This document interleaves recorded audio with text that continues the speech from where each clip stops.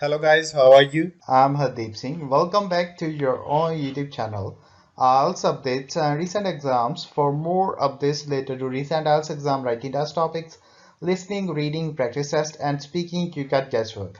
Please, guys, participate in everyday listening and reading practice test to achieve your desired band score in your actual IELTS exam. Please hit the like and subscribe button. Press the bell icon for the upcoming notifications. Don't forget like, subscribe and share my YouTube channel and my Facebook page, IELTS updates and recent exams. Part 1. A woman wants to find out about a paragliding course. Listen to the conversation between the woman and the man and answer the questions. First, you have some time to look at questions 1 to 7.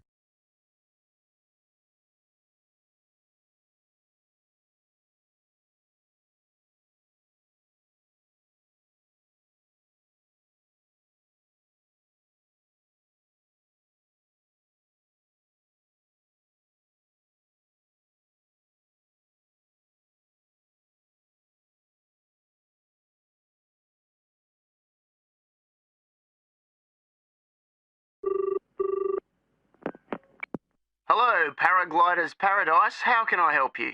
Oh, hi. I'm interested in doing a course in paragliding. Which course are you interested in? Well, I'm not sure. What's available? Well, we've got the introductory course which lasts for 2 days. Okay. Or there's the 4-day beginner's course, which is what most people do first. I'd tend to recommend that one. And there's also the elementary pilot course, which takes 5 to 6 days depending on conditions. We might try the beginner's course. What sort of prices are we looking at?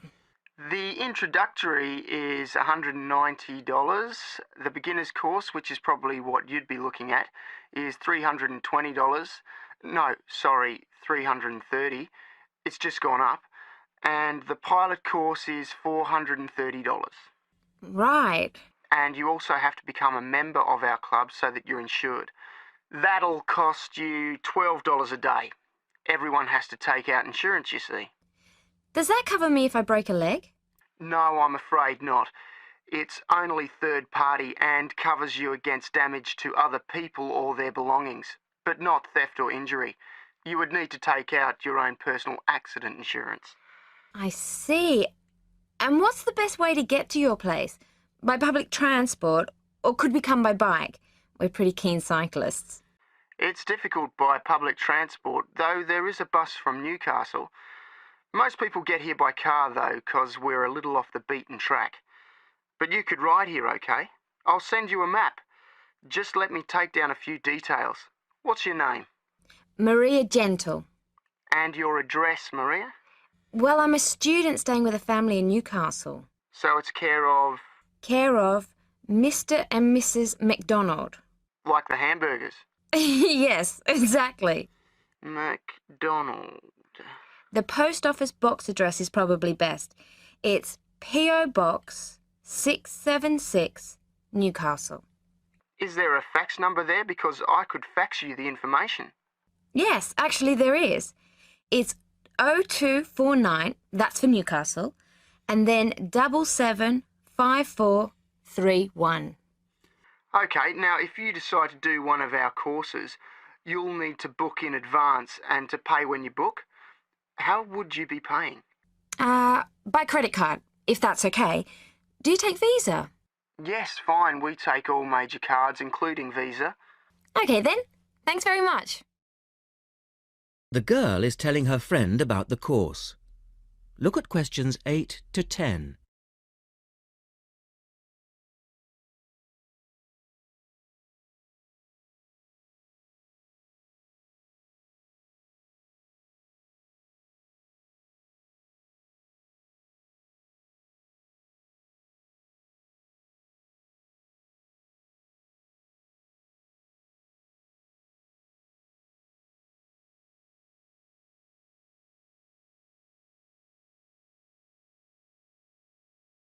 Hi, Pauline. Hi, Maria. What's that you're reading? Just some information from a paragliding school. It looks really good fun. Do you fancy a go at paragliding? Sure. Do you have to buy lots of equipment and stuff? Not really. The school provides the equipment, but we'd have to take a few things along. Such as? Well, it says here, clothes, wear stout boots, so no sneakers or sandals, I suppose, and clothes suitable for an active day in the hills. Preferably a long-sleeve t-shirt. That's probably in case you land in the stinging nettles. It also says we should bring a packed lunch. We do not recommend soft drinks or flasks of coffee. Water is really the best thing to drink. We need to bring suntan lotion and something to protect your head from the sun. Okay, that sounds reasonable.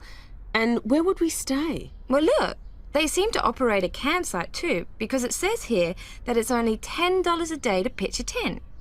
That'd be fine, wouldn't it? And that way we'd save quite a bit, because even a cheap hotel would cost money. Or perhaps we could stay in a bed and breakfast nearby. It gives a couple of names here we could ring. I think I might prefer that. Hotels and youth hostels would all be miles away from the farm, and I don't fancy a caravan. No, I agree. But let's take a tent and pray for good weather. Okay, let's do it. What about next weekend? No, I can't. I'm going on a geography field trip. And then it's the weekend before the exams, and I really do need to study. Okay then, let's make it the one after the exams. Fine, we'll need a break by then. Can you ring and let me know if you can find out? That is the end of part 1. You now have half a minute to check your answers.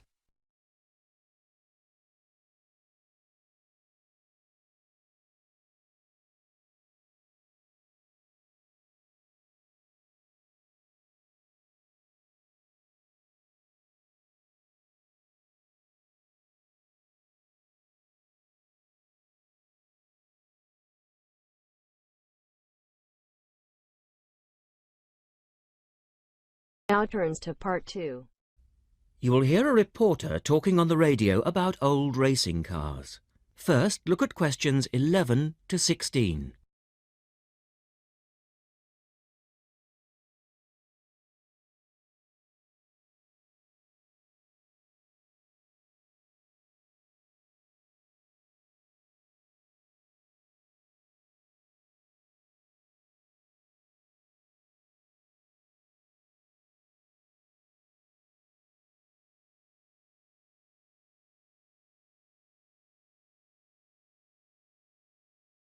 The Goodwood Museum is currently celebrating some of the most extravagant types of car design in its Festival of Speed. Here's our reporter, Vincent Freed, who's on site to tell us about some of the cars on display. Well, here I am, standing in front of one of the most prestigious cars ever built, the Duesenberg. A fantastically expensive, luxurious car built in the early part of the 20th century and bearing all the glamorous qualities of the Jazz Age. How many were there? Well, only 473 Duesenberg J-types were ever built, and the model here is one of the rarest. Each had a short 125-inch chassis or framework, and the body was always in the form of an open two-seater. The technology behind the car's 6.9-litre engine was extraordinary. It featured capsules of mercury in the engines to absorb vibration and provide an incredibly smooth ride. In fact, these cars offered unparalleled performance. In an age when 160 kilometers per hour was considered very fast, the Duesenberg promised a top speed of 180 kilometers per hour and could do 140 kilometers per hour in second gear. Duesenberg, who designed the car, sold it as a frame and engine. This was typical of the age again, and many prestige manufacturers such as Rolls-Royce did exactly the same.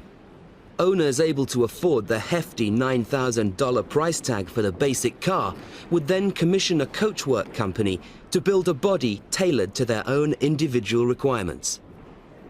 The Duesenberg's great attraction for the driver was its instrument panel, which offered all the usual features, but also several others, including a stopwatch.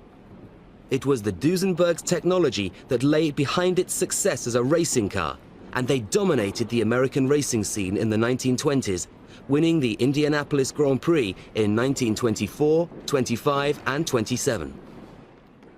Now look at questions 17 to 20.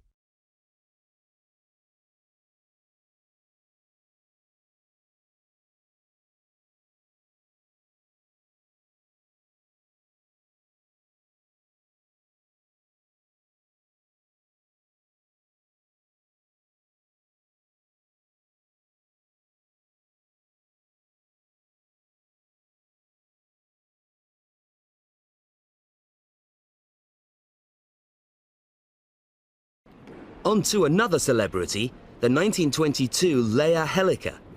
Only 30 of these French propeller cars were built, and the model here at Goodwood, which was the fourth to be made, is thought to be the only surviving example still capable of running. The brains behind this car was Marcel Leia, who was an aviation pioneer first and foremost, and the influence of flying is quite apparent in the car. The Leia very strongly resembles a light aircraft with its front propeller, but in this case, it's minus any wings, of course. It's quite odd to think that this car was whirring through France just as the Duesenberg was blasting down roads at 160 kilometers per hour across the Atlantic. The Leias were used regularly in France in the 1920s and were even produced in saloon and van form, as well as two-seater. The Leia matched its propeller drive with its equally bizarre steering, which used the rear rather than the front wheels. But despite looking rather frail, it was a tough machine. In fact, when troops tried to steal it during the Second World War, the car's baffling design was clearly beyond the would-be thieves, and it ended up being driven into a tree, breaking the propeller. And now for the Firebird. This extraordinary car was... That is the end of part 2. You now have half a minute to check your answers.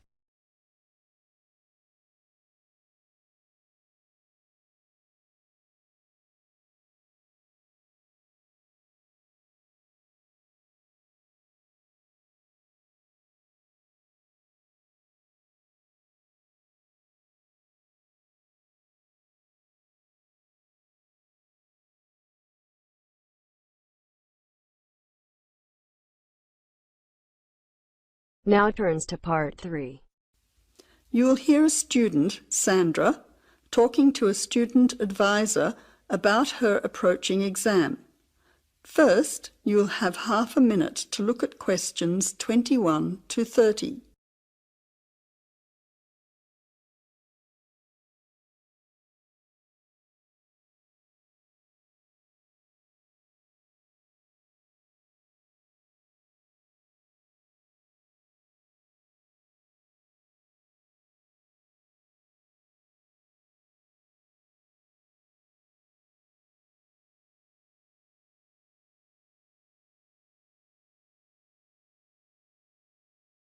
I've got an exam tomorrow and I'm worried about how it will go. Do you have any tips? I think I'm well prepared.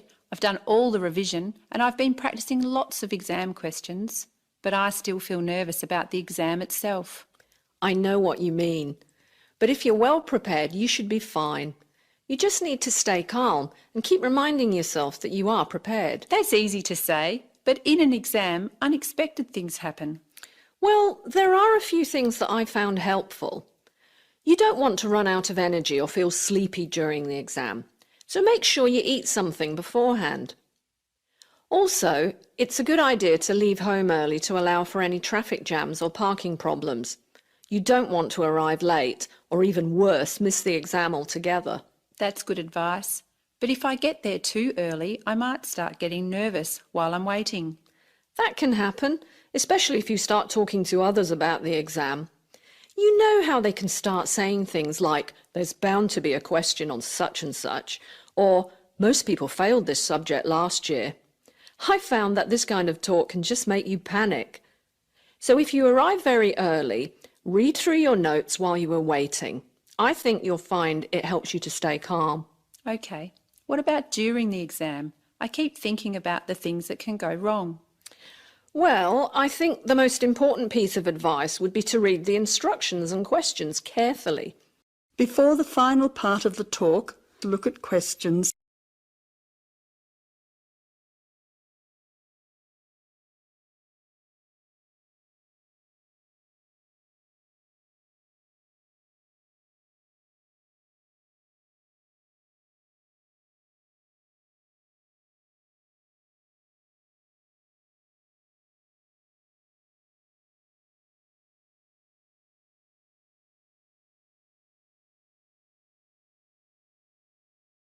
Make sure you know how many questions and sections there are so that you don't miss any. Then make sure you know how you're expected to answer them.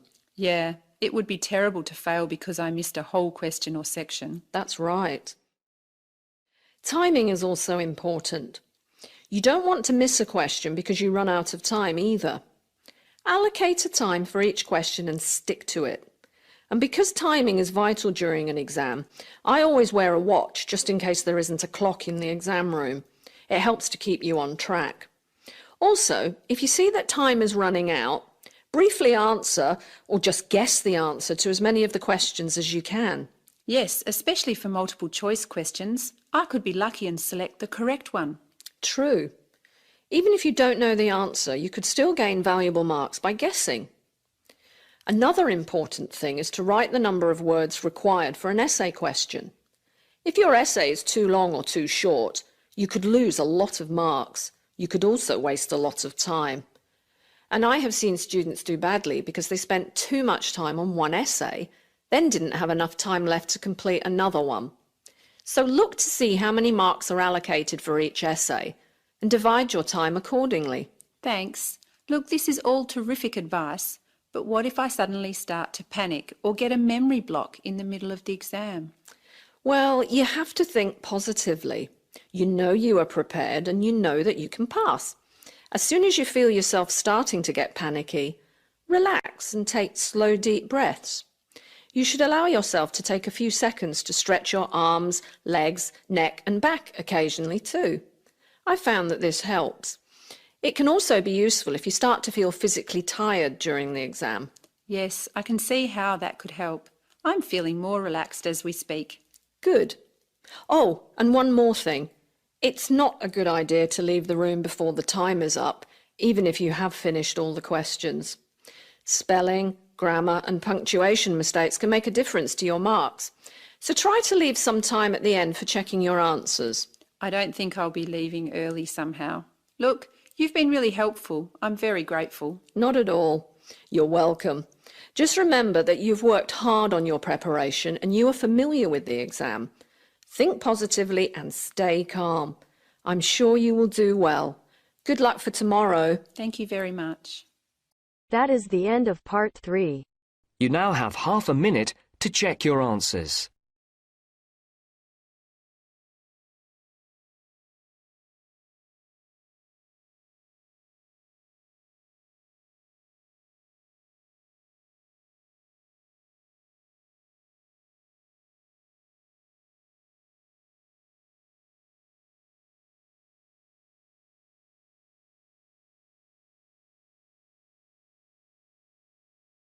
Now turns to part 4.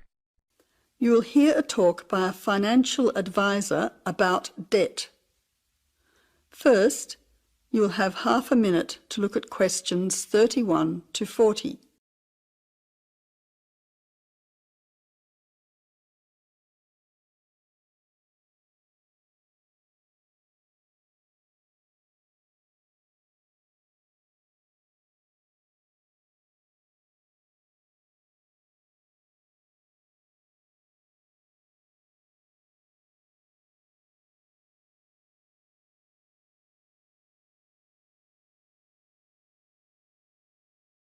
Welcome to today's public lecture on the topic of personal debt. I'm Ray Goodman from the Community Debt Centre, and I'd like to present to you today the second part of our 3-lecture series. Today we're going to look at how debt affects our lives. Debt is nothing new. It's found throughout human history and in every society. Many people know what it feels like to be in debt. Those of you who have bought a house will probably have a mortgage. Perhaps you've borrowed money from family or friends or got a loan for a car. Debt can sometimes be a way of juggling financial commitments and of paying in advance for things that you really need. For everyday living, you might not earn enough money from your job to pay for all the things that you need. You may require a little extra money in the form of credit cards. But debt has a darker side. Imagine how you would feel if you were deeply in debt and unable to repay what you owed. The consequences for many people can be disastrous. Today, people in the richer countries of the world live in a society where credit is easily accessible. Banks, building societies and credit card companies often encourage people to take out loans. They then make money by charging interest. For very low income earners, borrowing from a bank can be impossible. Instead, they are forced to take out a much higher interest loan from a private lender. They soon find that despite cutting back on many essentials, they are unable to keep up with these repayments. They are forced to take out another loan and find themselves plunging deeper and deeper into debt. People can find themselves with growing debts if they are unable to repay interest. This may be because of a sudden life-changing event, such as a business failure or losing a job. But for many households, debt is a means of survival.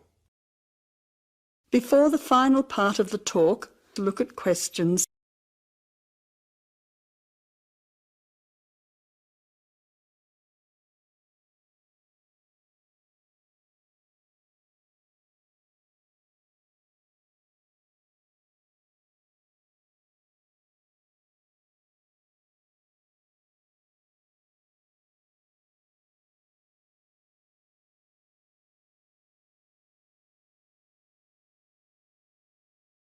In developing countries, people borrow a tiny sum of money from a local landowner, for example, to pay for medical treatment. They agree that a child would work as a full-time servant to repay the debt, and that child becomes a bonded labourer. But since they are never paid, there is no hope of clearing the debt. Their life is ruled by fear. With no money, education or experience of life, it is impossible for them to escape. Today, debt bondage is a major form of slavery. As you can see, debt affects everyone all over the world to varying degrees. I hope the information I have presented to you today will make you think twice about getting into spiralling debt. Of course, if you are already finding yourself in financial difficulties, please make an appointment to see one of our helpful staff members after this talk. Thank you. That is the end of part 4. You now have half a minute to check your answers. So guys, don't forget like, subscribe and share my YouTube channel and my Facebook page, IELTS updates and recent exams. For more updates related to recent IELTS exam writing test topics, listening, reading, practice test and speaking, you got guesswork. Please guys, participate in everyday new IELTS listening and reading practice tests to achieve your desired band score in your actual IELTS exam. For more IELTS material, visit my official website www.ieltsupdatesandrecentexams.com. The link is given below in the description. If you need PDF files of latest IELTS material, then please join my Telegram channel. So guys, please write your score below the comment section. Again, thanks for listening. God bless you all guys. Stay tuned, stay safe.